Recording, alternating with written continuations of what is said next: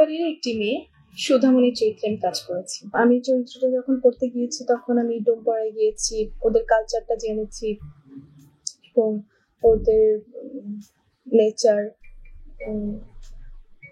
ওদের পরিবেশ কি আছে সবকিছু মিলিয়ে জেনে শুনি তারপরে কিন্তু আমি কাজটা করতে গিয়েছি।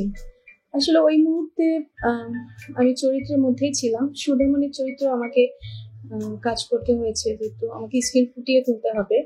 তো আমার সুধামণির চরিত্র থেকে ওই মুহূর্তে আমি সুরের বাচ্চা কোলে নিচ্ছি বা ঘেন্না ভয় ওই মুহূর্তে কিন্তু আমার একেবারে ফিল হয়নি, কারণ আমাকে ক্যারেক্টারটা ফুটাতে হবে। অবশ্যই এটা আমার জন্য একটা চ্যালেঞ্জিং চরিত্র ছিল।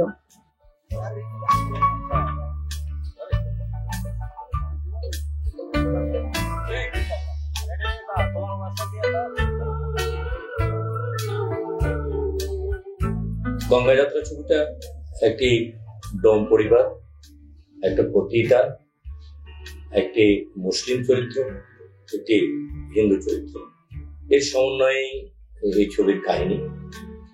একটা পতিতার ঘরে ওই ডোমটাও যায়, ওই মুসলিম চরিত্রটাও যায়, ওই হিন্দু চরিত্রটাও যায়। এরা ওই রাতের আঁধারে, আবার দিনের বেলাও যে তাদের আরেকটা রূপ আছে, সেটারই প্রকাশ ঘটেছে এই গঙ্গা যাত্রা ছবিতে।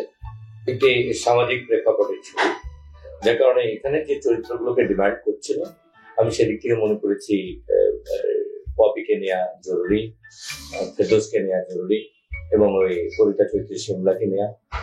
নর্থ বেঙ্গলের ডোমপাড়াতে কাজ করেছি, মহানন্দা নদীর শ্মশানে শুটিং করেছি।